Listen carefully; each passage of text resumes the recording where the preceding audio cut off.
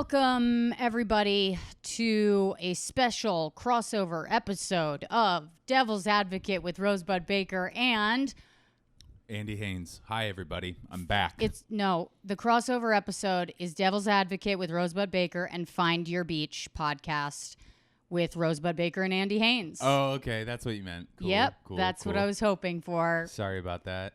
I was hoping for a husband that read my mind, and, I got one who is just receptive when I tell him what to do. I can sometimes read your mind. Like, I know when you're mad. You know when I'm mad. I know when you're thinking about just leaving the family. I can see that going through your little bandit eyes when you're just... Bandit eyes? Yeah, you're just a little bandit. You're just like a little like train hopping loose, Railroad kid. Yeah, railroad kid. And I can see it in your eyes. I'll be like, ooh, she's thinking about running. Yeah. She's got rabbit in her. When was the last time you saw that? I think it was earlier today. I think it happens about once a day where I see you get, you catch rabbit. And I go, I got to set up a trap. And then I'm like, babe, you want a bowl of popcorn? And you're like, yeah. Yeah.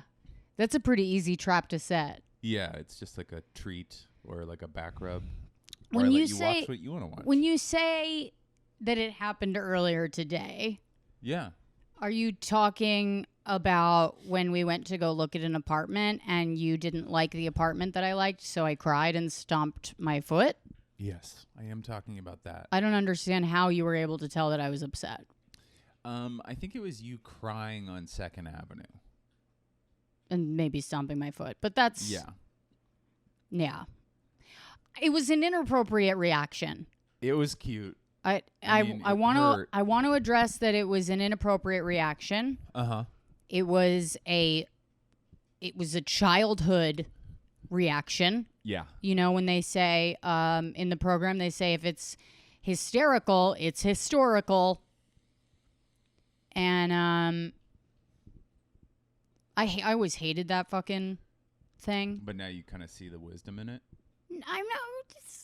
It's not wise. You figured out a rhyme. Yeah. Okay. Good point. But I will say that I did have therapy immediately after that fight. Uh-huh. Which was helpful because I think the phrase that he used was, here's where your presentation had flaws, which was his way of saying, this is where you're being an asshole. Yeah. Did you like that? I just started laughing. And he was like, why are you laughing? And I was like, because you're just telling me how I'm being an asshole, but you just said it in a way that was like you were talking to your boss.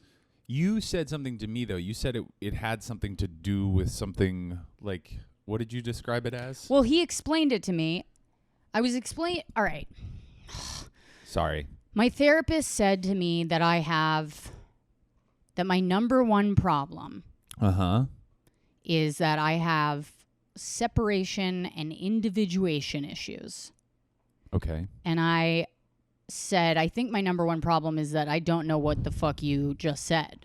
I didn't know what you meant. I mean, I kind of did, but individuation, I've never heard that really. Yeah. So he's saying that fear of abandonment and loss has inverted itself so that I am constantly living in a state of I bring those things on because I'm so afraid of them that I'm like, it's like when you're waiting to get hit. I don't so really you're just know like, what it's like waiting to get hit. Well, I'm going to be honest. You've gotten in fights before, so you do know what it's like. You were just blacked out. Oh, you mean like that? I thought where you you're meant like, I want to fight. It's like you hate yourself, so you start a fight, and then somebody hits you, and you're like, I'm a piece of shit, you know? Yeah. But it's like real drunko, destructive it's really shit. Inverted psychological thinking. But it's like, if I bring on loss, and if I push people away, then I never really have to worry about losing them or... and to be honest with you, I thought getting married, I thought that was going to fix that. Yeah. If I'm being perfectly honest, I thought if you're getting married, you don't have to worry about losing somebody No, because they they're can't go anywhere. trapped. Yeah, they're trapped. But turns out that marriage does not fix your deep-seated psychological issues from childhood. Yeah, and I have abandonment issues. Let's not make you look like the crazy person. Well, I think we both do, but we express them differently. Like my expression of abandonment issues is that I push people away and I'm like, stay away from me forever. And it's starting to come up in our relationship because when we went to go look at that apartment and you didn't like it, I was like, well, now I can't be myself. Yeah.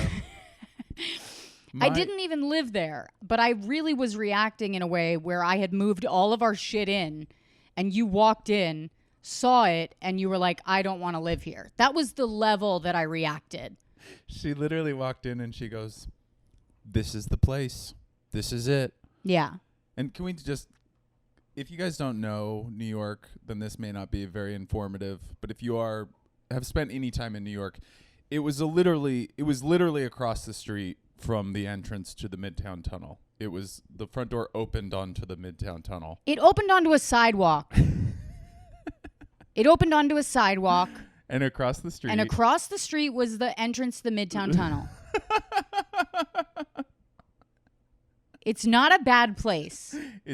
And just so you guys know, I shouldn't be bringing this up because my therapist told me that I shouldn't. But if we're going to go to battle here and you're going to try to prove your point. Sorry, that was then I'm going to try to prove mine also. Okay. Which is that we looked at an apartment last week that Andy loved because he could fit a Peloton in it.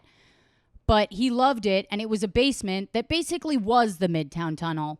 No, I didn't love that apartment. He was like, oh, I don't like this because we're looking at the Midtown Tunnel. And I was like, but you were open to living in a place last week. Babe, you picked that place. I know, but you were the one who liked it enough to move into it. I was open to it. You're right. So he was saying that he's willing to live in basically a tunnel. Do you guys see her trying to do lawyer math in her head? I'm not doing lawyer math. She's trying to, oh man, it's like she's on the stand. She's what's that called? Cross-examining the witness. Anyways, I also do stuff like that. Like when Rosebud and me get in a fight, I fantasize about disappearing and going to the Mediterranean, but it's because I want her to come find me. You know?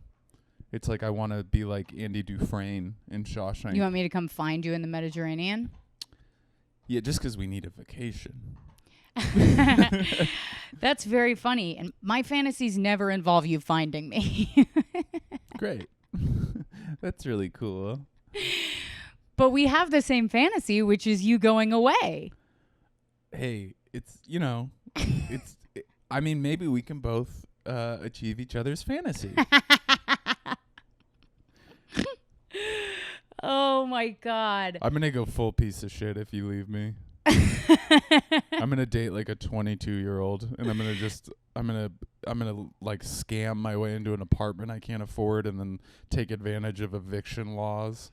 But I feel like if I leave you, if I ever got to the point of leaving you, that really wouldn't matter. Because if I ever got to the point of leaving you, I would be like, I'm never getting married again. I'm just going to live by myself and it's going to be me and my plants and my crafting. I'm gonna get into crafting. That's something I see for myself post-divorce. Well, it's good that you've thought this much out. No, I want you to know though, because I said it earlier, but I'm sorry. Yeah, I'm not mad at you. I was wrong. This was it's a pretty normal negotiation for a couple to go through. I like this apartment. You don't like it.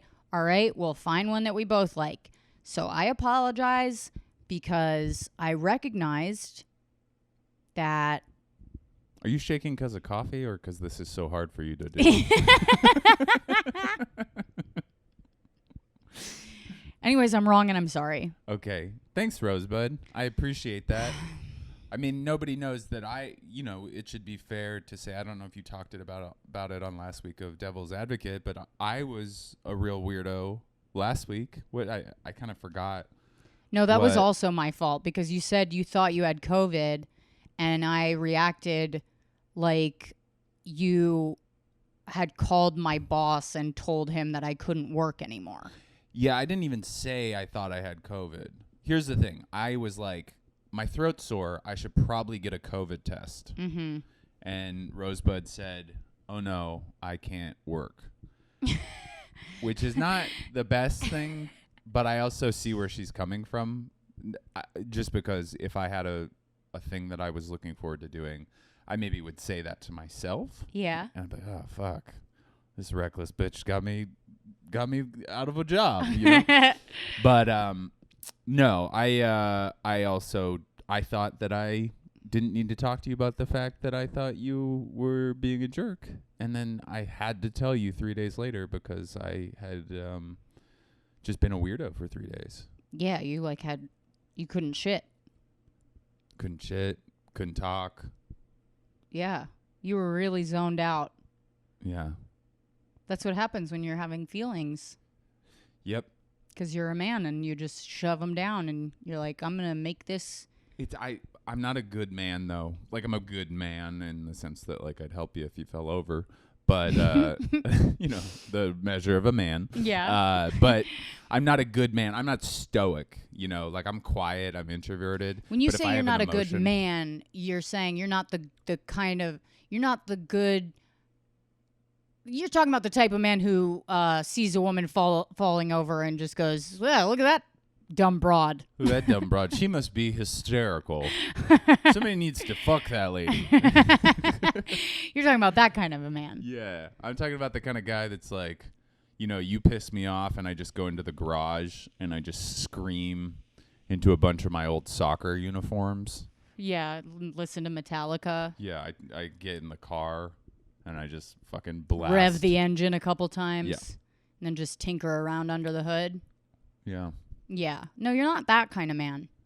But you are in the sense that you go into yourself when you're having a lot of feelings. What I don't like, though, is I do have a lot of male qualities. Like, I try to bury feelings, and I do get stoic at points. But I'm also, like, I'm not, like... I'm not all the way. It's like I have these weird, like we talked about this last week, like as a joke premise. Yeah, I'm not like a guy that drinks beer and can like hang with the bros and all that stuff, but I also can like camp, like I can survive in the wilderness, and I like will get quiet for 3 days and then I'll cry because I kept the emotions. It was that thing where I was talking about like prepping for, like I packed for a trip and I brought like, I didn't bring any of the things I needed. Yeah. Well, can I say something? Yeah. You're a man to me because I couldn't listen to that story without looking at the booger in your nose. Oh. So there you go. You got it. Yep. Oh, that's good. Well, man enough for me. I'm glad that we got that out. Yeah. Anything else going on with you? I mean, you had said earlier that you were like, sometimes it seems like you don't want to be married. Yeah, I did. And I tried to clarify to him. I realized that it seems like that. Well, you get this, like, what I said it earlier with, like, you get this, like, look in your eyes, which is like, oh, no, I'm not going to be able to be... that. Not even, it's just like, I can tell in your mind, you're like, I want to do whatever the fuck I want to do. And this guy is getting in the way of that. Yeah. And I need to get rid of him. And I can like see it going through your head. And I'm like, fuck? Who did I marry? I know. And I feel so bad because this is the thing is like, I've always had this like fear that I've always had this like underlying belief, I guess, that I'm just now kind of consciously becoming aware of, which is that I don't believe in my own capacity to be an independent person while also being in a partnership. Like, I don't know how to make that work. There's some part of my brain just goes, you can't be in a partnership without your individuality being swallowed up and you disappearing. And then it's not just with you. It happens with every relationship in my life. It happens with my parents. It happens with my manager.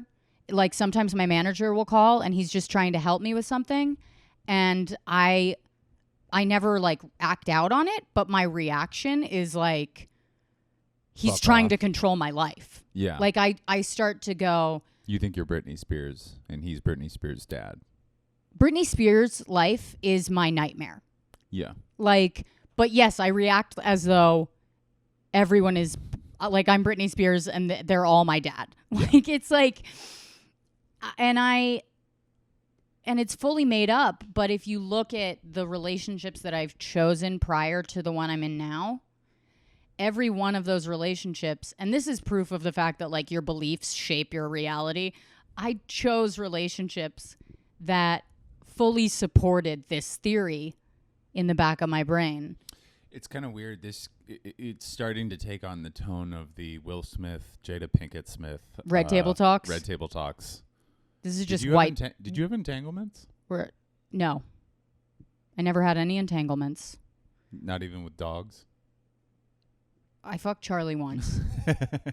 Yeah, because you have to tell a true joke, you know? Yeah.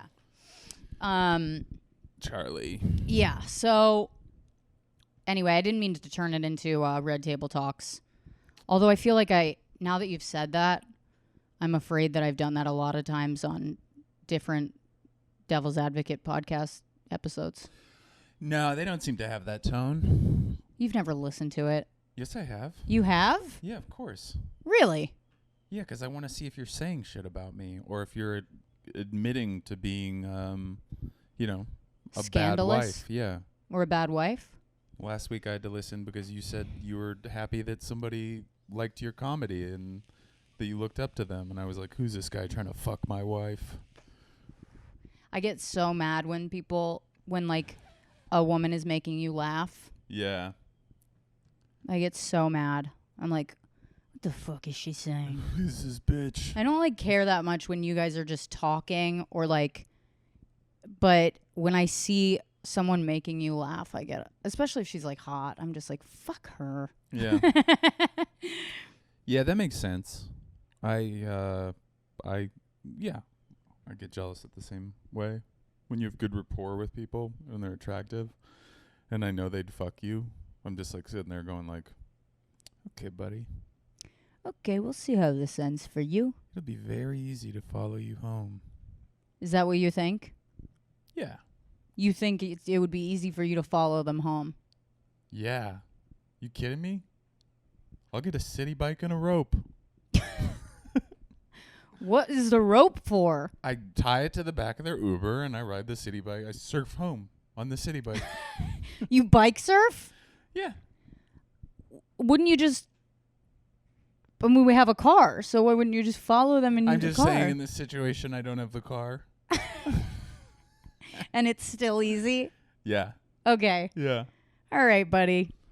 Something tells me that it's a healthy in thought. A bind, you would have trouble. Okay.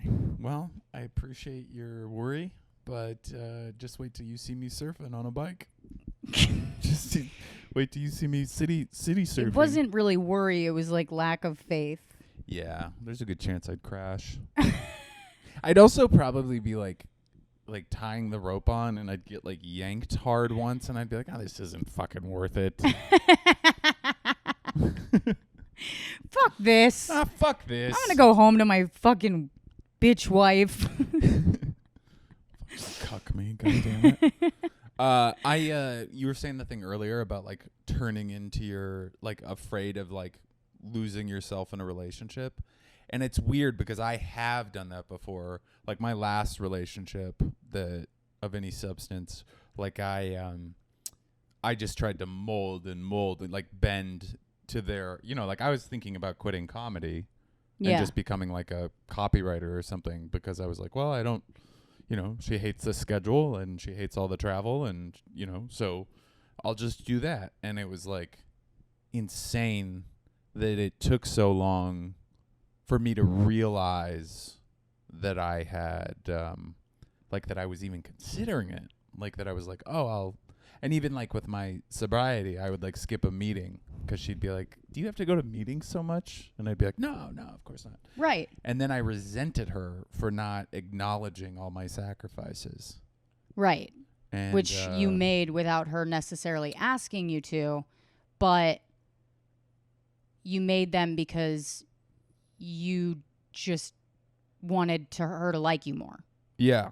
I always want everybody to like me unless you're ugly, and then I don't care. If you're ugly, you can not like me. So you're saying if I just get ugly, that would solve the whole, abandonment issues. The marriage. It would solve the whole marriage issue. You say I would fix our marriage if I just got ugly. Yeah. All right, well, just want you to know I'm working on it already. Rosebud said, what if because Rosebud's I have a lot of like existential crises because I feel old and unsuccessful, and I'm like, I can't do this very much longer. And then she reassures me that she'll still love me even if I have to be like a normie, like even if I'm never like we have comparable career paths. And I said, what if I quit comedy and I just like do this other thing? And she was like, that would be great, actually. That would be great for this marriage if you quit comedy. It would make it a lot easier. Well, wouldn't it make it easier if I quit comedy? No, of course not. You don't think it would make our relationship easier if I quit comedy? I'm just reversing it so you can see my really perspective. Don't, because I think so much of our life is around comedy and the scheduling is around comedy. The second one of us quits comedy, they're not going to want to go sit at the cellar till 1 a.m. Or like understand why you're leaving every other weekend and they're not. It's just like it works because we have similar things and there's like a tit for tat, You got way more tit. And then, but, like, I just don't think, like, I don't know if we would be able to be as successfully married if we didn't do this. I think comedy is a big part of our marriage. Yeah. And not just because, like, if you stopped doing comedy, I wouldn't, like, I would probably actually, it would be better in some ways because I'm the one that always wants to leave. Like, I'm always like, let's get the fuck out of here. Like, we're hearing the same jokes again. But,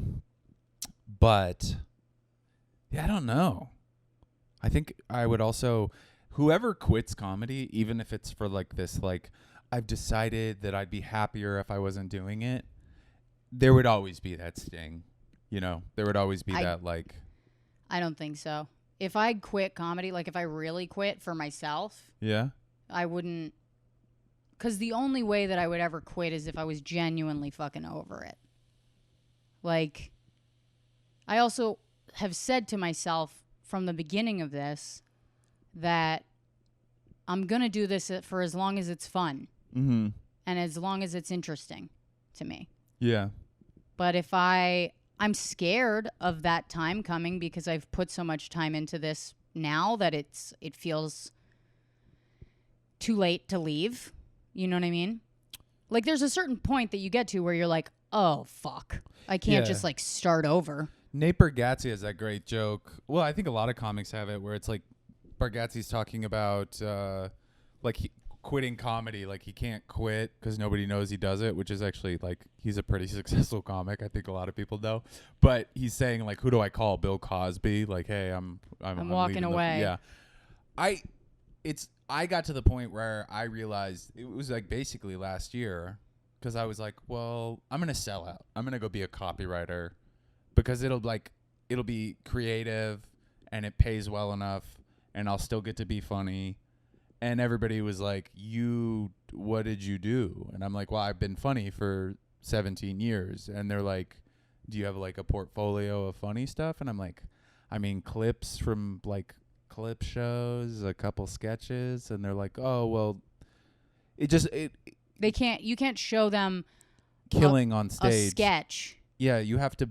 It's this weird thing where you can be a successful comic, but unless you have multiple specials, you can't prove that your comedy would be valuable to a company. And if you have multiple specials, you don't need another job. Yeah. You know? Yeah, and also like there's some part of their if I'm a copywriter, there's some part of my brain that's just not going to understand when watching a clip of you on stage. They're not thinking, wow, he wrote all of this. No. They're thinking he's just coming up with this on the spot. Yeah. And, you know, so they're like, cool. What are you going to do, shows for us on Fridays? I will. I will do them. You give me if you give me $1,500 a week, I will do a new half hour every Friday for your company. Half hour? Jesus Christ. For $1,500? 15 minutes. 15 minutes. New 15 minutes. That sounds more like it. Oh God. I actually have been getting some corporates lately, which is kind of nice. Yeah. Because I want to go and, I did a corporate for my favorite sock company, and they didn't send me socks. What? Yeah. I'm gonna do a. I told them. I reached out to. Pop Zero. Yeah. Thank you. And they haven't gotten back to me, but I told them we have 18 bags of your popcorn in our house right now. Yeah. Could you please stop sending us popcorn? Please call me, because if you want me to post about this, I have a lot of bags. I could do honestly do a nude shoot with just bags of Pop Zero. I've been giving the Pop Zero away. To who? Well, I gave a bag to Wilford yesterday, and I'm going to give a bag to your sister. And then Did she ask for one? No, but they had all that popcorn. I figured they'd want to try my favorite popcorn. Yeah, that's sweet of you. Pop Zero Cinnamon Toast Crunch. Wow. Delicious. Fucking delicious. It's plant-based. You know who did reach out to me? Is Ava Women's something. It's basically a bracelet that tells you to track your basal body temperature, that tells you when you're ovulating. And they asked me if I would like one of their bracelets. Did you say yes? Yeah. Hell yeah. Yeah. Oh, you know what I talked about last night? Actually, I finally got that joke out about how this just made me think of this. Sorry that I'm distracting or tangential, but how like your whole life you never want to talk to your parents about sex or like have them know you even have sex. Yeah. And the second you get married, your parents just start being like, "Hey, you should fuck my daughter. You should fuck my daughter. You should leave it in. Make sure you leave it in there. Leave it in there. I want you to shoot a whole load up in there until it catches." Ew. Gross. That's it's so uncomfortable. That's what your mom said to me. She didn't say that. She said, I want you to paint the cave like it's that Ghostbusters scene. What is wrong with you? She said, I want you to paint the cave. She didn't say paint the cave. She said, I want you to re-insulate that motherfucker, if you know what I mean. No. Yeah. Nanny? What if? Disgusting. Anyways. But it's true. They did start saying that immediately. And also your mother called you and said that she had a copy of What to Expect When You're Expecting. Right. Which I'm not pregnant. So do you think it has a chapter on how to like take your baby across 16 lanes of traffic entering the Midtown Tunnel? Do you think there's anything? I'm going to write a whole fucking chapter on that. And I'm going to make you read it before we move into our new apartment, which is going to be right on the Midtown Tunnel. Great. You're very cute. Okay. Should we? Well, let's see. I hate when you call me cute when actually what you mean is I'm correct. I'm going to find the... where's my phone, Andy? Because Why would I know where your phone is? Hold on. need to find the bad advice segment because we need to answer bad advice questions. So hold on to my... Here, do you want to hit pause? Yeah. Okay. Hi, everybody. Hi. So, again, this is a crossover episode. And because it's a crossover, we're going to do... I should have dressed up as you for this episode. Yeah. That would have been the best crossover. I know. But you do that enough. Find your devil. Find your devil's advocate. Beach. No. Devil's Beach. Devil's Beach. Devil's Beach. I bet there already is a Devil's Beach. Yeah. Okay, so we have two. At the end of Devil's Advocate, we do a segment called Bad Advice. Do you think there's a single person that listens to Find Your Beach that doesn't listen to Devil's Advocate? Come on. But there's people that listen to Devil's Advocate that don't listen to Find Your Beach. Okay. And also, would you please wipe the shit off of your mouth? Because it's disgusting to look at. Okay. So today's question is from Kimberly Hobart. She said, seeker of bad advice. How do I cope with my dead dad's alcoholic family at my wedding? Ooh. Right now, our best idea is to limit their attendance to pick an inconvenient spot travel-wise. I don't want to deal with the drama of not inviting them. Oh, also, he was one of 8, and all my cousins have kids, too, so it really kills our budget. Okay. Well, do you mind if I... No, you should go for it. Bad advice. I'm supposed to give bad advice. Yeah. Well, yeah, okay. I don't think I give good advice very often. That's the idea. Take a page out of our book, which is you just do your wedding on your terms, and then you don't have to deal with those people. Yeah. Like, just do it somewhere they can't get to, or just don't be like, hey, I mean, you have the best excuse ever. It's COVID. Yeah. Even if you don't give a shit. You cannot invite them for their safety, and you look like a hero. Say, hey, we're just doing a small thing, and you just invite the people you want to in your inner circle. Yeah. They're not going to know that, like, your friend traveled to the wedding. They're going to just think, oh, they must have just had it with all their friends around. And you know what? This is a page out of Rosebud's book. If your feelings get hurt over some shit like that, who gives a fuck? Yeah. My wife has taught me that you're not responsible for other people's feelings. So if you hurt them, yeah, fuck it. I mean, it's very easy to use that phrase to do horrible things to people and then give yourself a pass, but it works. It still works. It works for her. I've seen it many times where she's like, I've twisted that phrase every which way, and it fits every time. Yep. So, next bad advice question is from Savannah. Hi, Rosebud. I have a bad advice question. My husband kind of thinks COVID is just a cold and is against wearing masks. It frustrates me so much that I often hope I die of COVID so he can take this seriously. So should I die, leave him, or get over it? Dude, I think you should stage your death. Yeah, that's what I was thinking. I think perfect time. Fake your death. Fake your death. Fake your death. Here's what you do. That is not a crazy thing to do. No, that's a great thing to do. You call him. You go, babe, I have a cough. It's getting really bad. I can barely drive. Yeah. You get a little sound MP3 of tires squealing. Mm-hmm. And then you just hang up the call. And you turn off the service on your phone. Yep. Block him so that he can't see that messages are delivered. Yeah. When you turn your phone back on, make sure that you have an MP3 of an ambulance queued up. Yeah. So he calls, all he hears is an ambulance. You know? Yeah. And you whisper into the phone, I'm at such and such hospital. Yeah. I have COVID. The doctor said it's much worse than a cold. And then when he shows up at the hospital, you can be waiting outside and just be like, psych, put your mask on, bitch. Yeah. And I just can't believe we're such a... Sorry, this is going to be a distraction from bad advice, but I can't believe we're such a group of ninnies. Like, it's... What? What did you really want to say just now? Pussies. Like, we're like... Like, don't you think like this horrible thing is happening?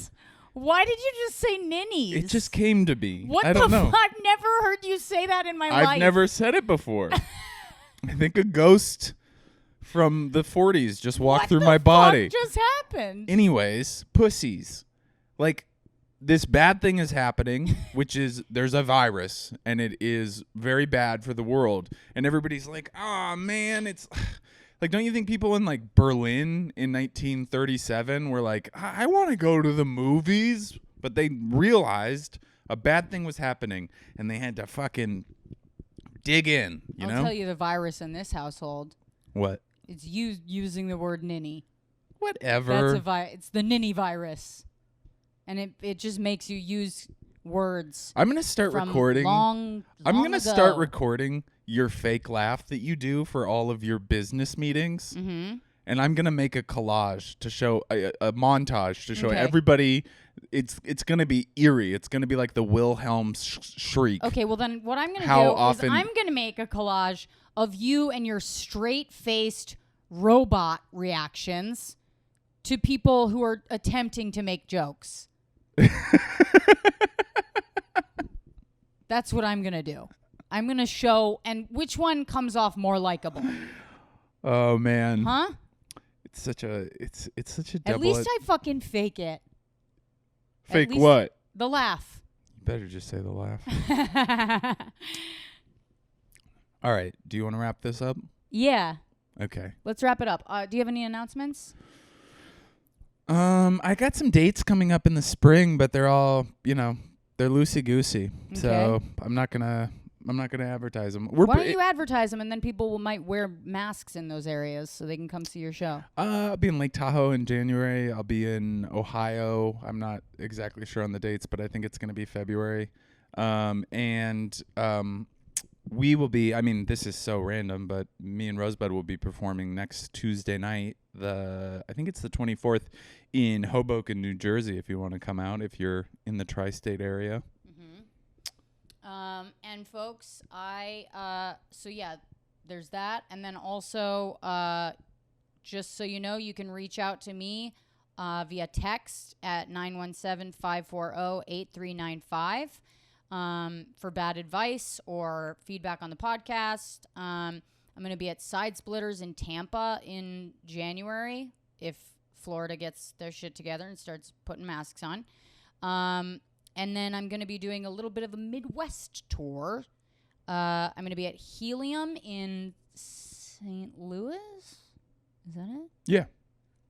You're going to be at Helium in St. Louis. And then I'm going to be at the Blue Room, Kansas City Improv, and the Blue Room, Missouri, and then at Zany's in March. Zany's Nashville.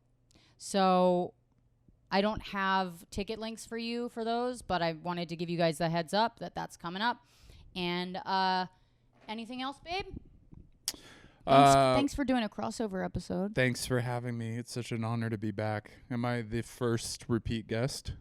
Yeah. Wow. This is awesome.